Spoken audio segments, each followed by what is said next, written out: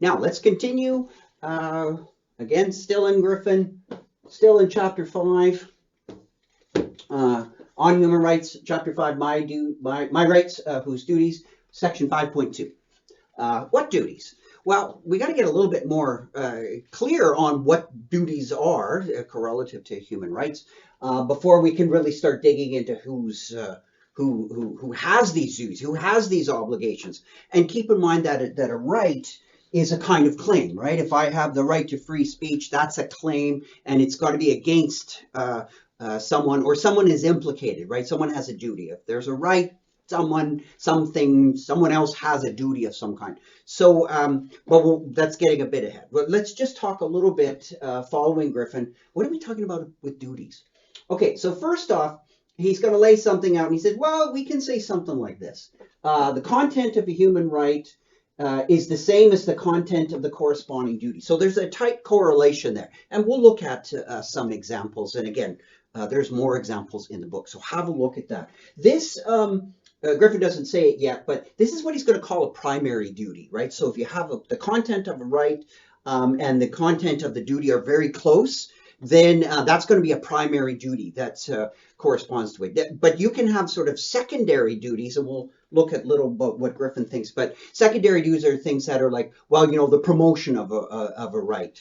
And sort of the advertising of it and the support and the enforcement of it and things like that could be quite different than the content of a right. Enforcing rights could look the same for enforcing all different kinds of content with human rights, but it's still connected to the human right, but not exactly in terms of its content. So the enforcement of rights are kind of like falling under these what Griffin's going to call secondary duties. Anyway, so we'll have a look at that. But keep in mind, these are distinctions. They're not perfectly watertight, so don't get too hung up on them. All right, so let's look at an example. Maybe things are a little easier. Griffin looks at the example of a human right to life. So this one here, consider a human right to life. What does that mean? Yeah, I mean, we're familiar with the concept of life being important. I mean, of course, that's in the abortion pro-choice and anti-abortion debate, because people argue about what does life mean, and that has some connection here. But let's just think about the human right to life. Okay, we don't really necessarily know what that means, but we're probably going to agree that it is important. And he says, look at this. Just under the just considering human rights life, we value normativity, right? He's been talking about that since the book began. That normative agents are there's a certain kind of value to them, and human rights, they ring fence normativity, right? Their human rights are guardians or guards of normativity, right? That's important. And normativity, the ability to conceptualize and evaluate possibilities for a good life. That's a normative agent, and those are guarded with human rights. So human rights protect normativity.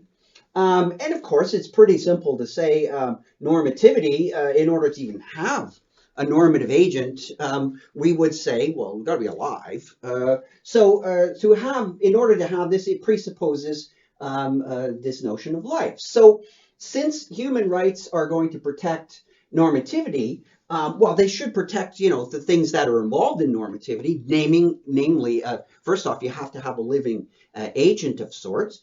And so human rights should protect life. Okay, so in that sense, we could say something like the existence of this protection to normativity sort of entails kind of the existence of a human right to life. So it protects life. Is that going to, think about, some of Griffin's earlier discussions about, infants may not have human rights or whatnot. This might not all fit together. So always keep your critical awareness of this. But let's follow through with his discussion. So we can say something like, yeah, Yeah, I think there's sort of a human right or a right to life. Maybe I'm not so sure it's necessarily a human right, but I could at least say something like this. Um, if I take the H out and just say right to life, and I say something like human rights protect normativity, I could say something like, well, at least rights should protect life. So I may say something a little bit weaker than this. I could say something like, well, this discussion here certainly may not say that there's a human right to life, but there certainly is a kind of right to life that's being protected. So I'll weaken it by putting it this sort of, it might be a human right to life, but certainly there is a right to life. So that can get infants back into the game of rights, that there's a right to life that's being protected. It might not be a specifically human right. So it might be a broader kind of moral concern. And to square that a little bit better with Griffin's previous discussion, he was, big on there's high moral concern for infants. Okay, so I've weakened it slightly, but the basic argument is that if there's some kind of right to life. We may not know what it means, exactly what the right to life, but we can say that, yeah, there is a right to life because we've already said something like human rights should protect normativity, and normativity requires life. Okay, so let's say that all goes through, and we could say something like this. Okay, yeah, I think there is a definite sense to talking about a right to life. But if you recall, these are concepts, and we have to have an intention for them in order to have a better grasp of their extension. If you don't know what the intension extension, you got to go back to some earlier videos. So we can now say we have the existence of, let's say, a right to life, or maybe a human right to life, but we can have the existence of this right without really being clear on the intention and corresponding extension of it. So what is the intention of this, human right or this right to life? Well, again, Griffin has always been going on and on about the Enlightenment, and we've seen him do a number of these historical analyses. And he says something like this. Well, if you go back in, let's say, the 1600s, 17th century, historically, it was quite limited, really. And remember, a thing that Griffin's always worried about is, what some people call rights creep, making human rights just cover everything, or another version of rights creep is, it's creeping along and making all morality just expressions of rights. Like everything in morality is just really, it's all rights talk. And Griffin is trying to put the brakes on that. So we've seen him argue against it. So, and we'll see him, argue against this sort of encroachment of rights on everything as well. But historically, it was very limited. So when he said something like a right to life or a human right to life, it was something like, well, if you have a right to life, what really it meant back then, it was like you shouldn't be just randomly killed. If you are killed in some way, let's say an execution by the state, they just can't randomly do it. So like just people murdering, right? No, that you have a right to not be murdered. But you would not have the right to not be executed by the state if the state had a due process. So if like you were charged with something and there was an appropriate due process, right? Due process really happened. You're convicted. Well, you could be executed by the state. Your right to life would not be violated because the right to life in this historical context was quite limited. It was, you must not be killed. You're protected from being wantonly eliminated, right? So no wanton elimination of life. It's a negative right. So you're protected in the sense of people coming at you and just killing you, right? Whether it's the state or others. But you can think of it also, since it's a negative right, the state must refrain from killing you. Other shall we say, quote unquote, objects in the world must refrain from killing you.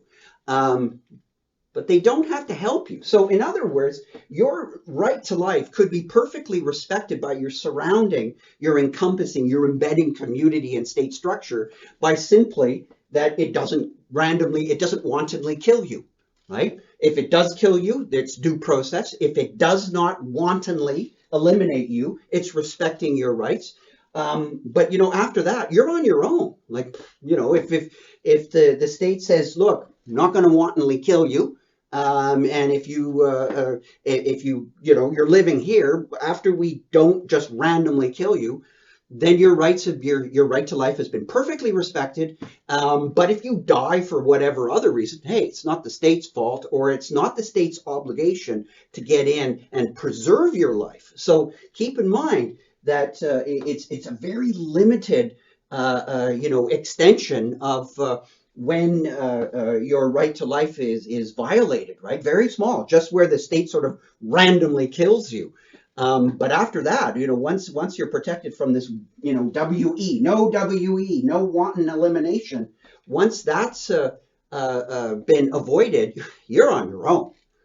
Okay, now clearly, intuitively, I think today we would say, wow, that's really minimalist. Like my right to life just consists in not being randomly killed. And if I lived my entire life without being randomly killed, let's say, I lived to whatever age and I died of whatever causes, but the cause was not a random elimination, a wanton elimination, I could say, yes, I had my right to life perfectly respected. I think a lot of people would say that's too weak. That's so limited. That, in other words, there's more to the story here. In other words, as again Griffin says, that this right to life, or the human right to life, again, I'll kind of put this in this H in brackets. It might not be the full loan, but this right to life isn't just simply a negative right where other people have to refrain from killing you, or the state refrains from wanton elimination. No, there's more to the story than that. In other words, there's a positive dimension, that not only does the state refrain from wantonly killing you, the state kind of has to get in the game, and you're not totally on your own.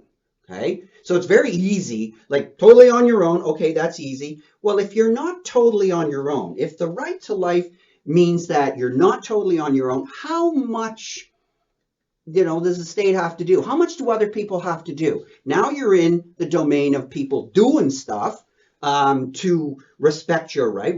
Now you're saying me, I have to do something to respect your right to life. Well, my first question is, what do you expect of me? Like, what do I have to do? Right? What's it to me? What blah blah. You get into all these other associated problems. Because now you're making more content of a human right. You're building things like, not only do you have to not wantonly murder me or wantonly eliminate me, you got to do something. You don't just refrain, you have to do. Okay, so now you're in this domain of the positive side of things. So what's going to go in there? Well, that's a Pandora's box, right? And because once you open that up, well, you just never know what's going to come jumping out at you, as the old Greek legend goes. And why is that? Well, because that gives rise to rights creep, right? Or some people say, the proper recognition of rights, or more negatively, some people would say the bloated tendency of just dumping everything into a right to life, because sometimes when people talk about a right to life, they talk about all kinds, like maximizing a person's potential. That's part of a right to life. Well, now their health, their personal welfare. Now all of a sudden people start shoveling stuff in, and says the negative view, and other people say, no, that's not shoveling stuff in. That's the right. That's correct. Right as in moral. That's corrected. It's much bigger than just this limited thing. That was just the start of it. So once again, we're in the game, the philosophical problem of determining the intention of a concept, because that has major ramifications in terms of how, what's going to qualify as a real act of violating a right. So my walking by you when you're starving and just letting you die, well, I didn't wantonly eliminate you, so I respected your right to life. Other people would say, no, that's totally counter. That's just wrong. That's wrong. So think about WE, or we. So WE violates, like wanton elimination, definitely violates this human right, or at least, again, the right to life. So none of that. And what's an easy example of a wanton elimination? Random murder. Okay, I've been talking about this. That's an easy example of somebody doing something that would be like you're actually murdering, right? You're doing something.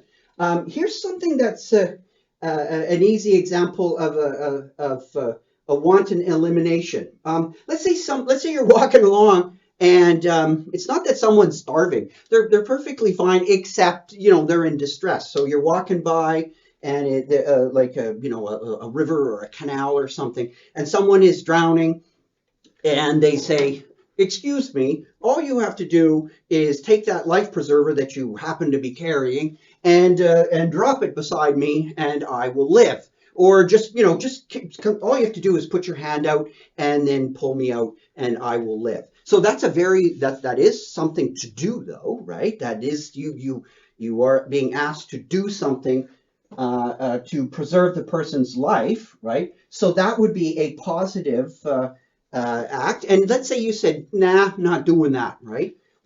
We might be able to say that this is an easy example of doing something that is a sort of wanton elimination simply by really you just let a person die like that, and it was so easy.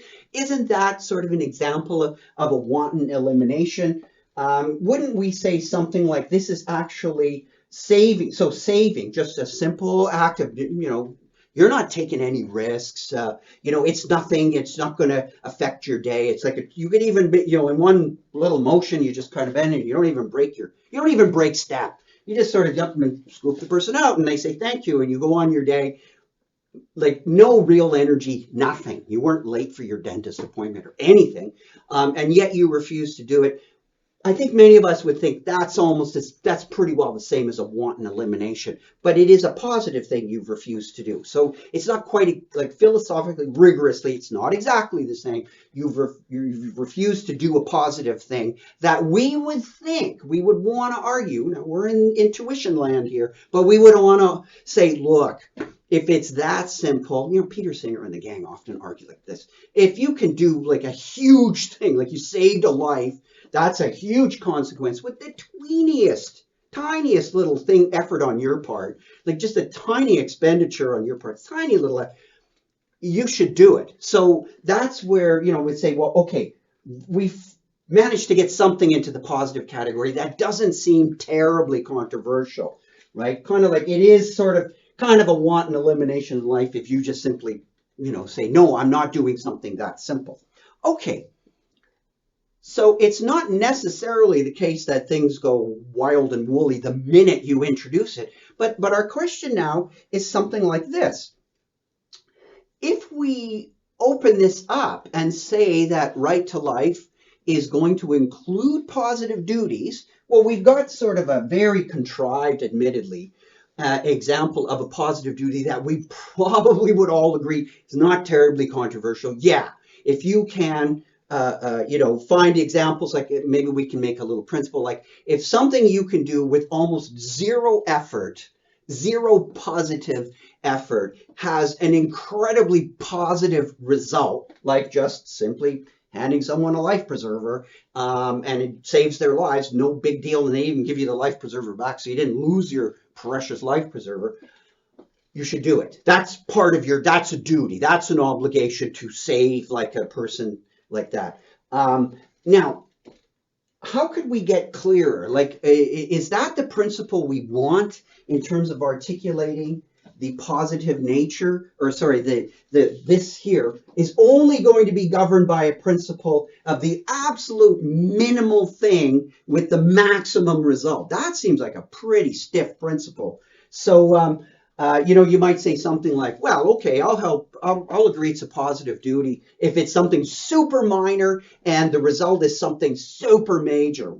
That, I think, intuitively would strike many of us as, well, that's pretty hardcore and rather cold kind of reasoning. That doesn't seem to be very nice or fit with sort of our general kind of notions of everyday kind of common sense, as Griffin would say, morality. We got to be a bit better at this. That seems too extreme. Yes, if it's a minor inconvenience and an enormous result, yeah, but that can't be the full story. We need to think a little bit more about what's going to go in here, because that just seems so kind of miserly, right? This seems kind of, really miserly as well. This doesn't seem, just like this but this here, like the drowning person example, that seems a little bit too miserly as well. But again, the problem is how do you break it open a little bit more without it just going wild on you?